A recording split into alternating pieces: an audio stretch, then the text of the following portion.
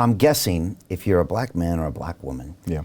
you think about a moment or many moments in your life where you might have felt that because of the color of your skin, you were treated one way or the other. You might have felt that.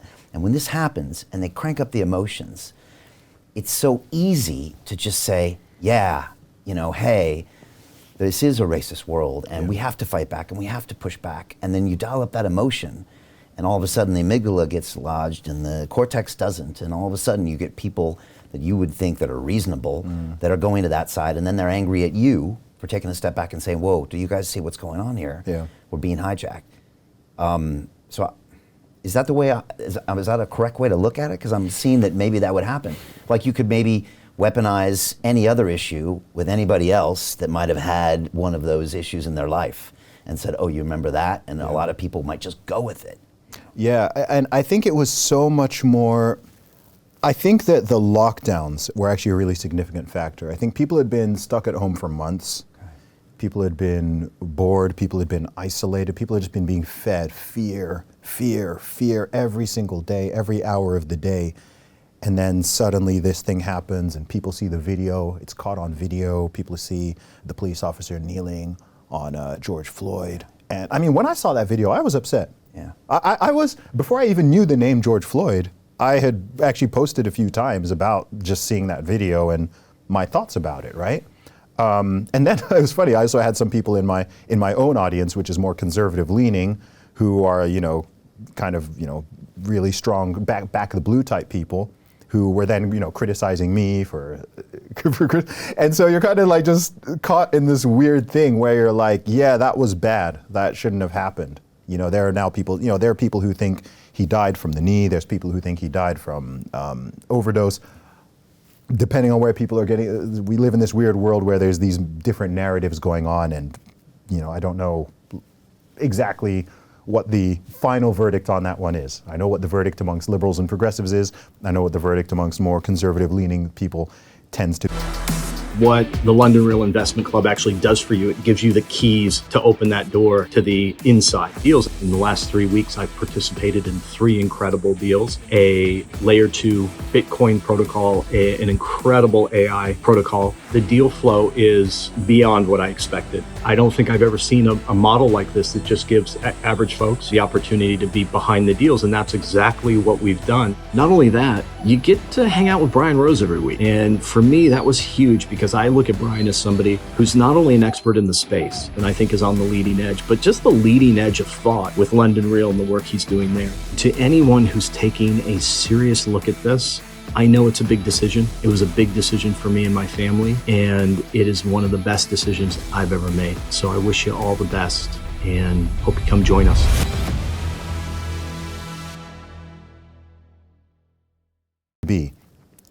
But regardless, I think that situation was unpleasant and avoidable, and it should not have happened that way. Yeah. Even if he died of an overdose, let's say, I don't think it's correct conduct for a police officer to continue kneeling on someone for such a period of time if he needs medical help and attention, right? So even if he didn't directly die from the knee, I still don't think that is correct and good conduct, right? So, so I get the emotions, but emotions can be wildly inaccurate. Just because someone feels something. We live in this weird world now where, particularly in the West, there's this narrative that your feelings are always correct and valid. It loops back to that same thing. Well, I feel like a woman. Well, it's like, well, then you are a woman. It's like, no, you could feel. You could feel all sorts of things. It doesn't mean it's correct, let alone that everyone else needs to validate it and go along with it, right? People can feel all sorts of crazy things. I'm sure we've all felt things that are not rooted in reality or are not the best things for us to act on. And we certainly don't expect the entire world and everyone else to be constantly validating our feelings and going along with them or so on. That's not, maybe if you're a very small child, you should have that expectation, but as a grown man, as a grown woman, that's just not how the world works. So I understand, it's the same with the COVID stuff. Like, I understand, look, people are fearful, People are emotional. People are watching videos and they're seeing scenes of people falling over, people sick in hospital, on ventilators, seeing this, they're seeing this. And everything then it gets framed through the emotions and the feelings, and people are no longer thinking logically and rationally and just taking that step back and thinking, do these things make sense? Do these dots connect? What about this? What about that? And that's all I was doing. I guess I was just doing it in a more public manner. Because even with some of these things, like even when it comes to that whole situation, that 2020 to 2022 period, there's a lot of answers we still don't have. Maybe we'll never get them. But there's a lot of questions. Like there's some really obvious questions, starting from the absolute origin of the thing. Like that's a question. Like we still don't really know. You know, we have ideas. And again, what happened with that, right? And people initially who were even suggesting that it could have come from the Wuhan virus lab, it was like, you're a conspiracy theorist. People were getting banned for it. And now the narrative has shifted and it's like, oh yeah, it probably came from there. Initially they were saying what, it was like a bat soup or maybe a pangolin had escaped and spreading this. And so, man, I don't know. It's crazy how many strange things we've lived through in the past 5 or 6 years, and it's just been one after the other. It's like there hasn't been much respite. Yeah. It's just been one after the other, and there's always a narrative to hijack the more emotionally charged people and to kind of pit them. There have been so many situations that have happened in the past few years that have pit family against family, friend against friend, neighbor against neighbor, citizen against citizen. And I don't believe it's all unintentional. I think a lot of people are useful idiots, but I do think that there are certainly narratives and ideas and propaganda that's pushed out there to keep people fighting, keep people angry, keep people scared, keep people divided. And I do know for sure that when people are feeling those negative emotions, it prevents them from thinking rationally.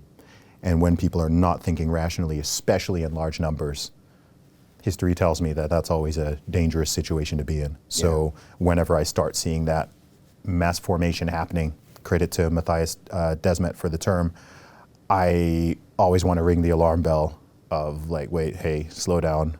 Let's think about this before people start firing at each other and trying to rip each other apart. Hey, I know investing in crypto is scary.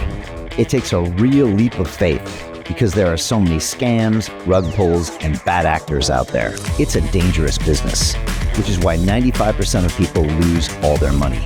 Well, that's why I created the London Real Investment Club, so you can access the hottest deals on the planet and use the crypto bull market to create the generational wealth that you deserve.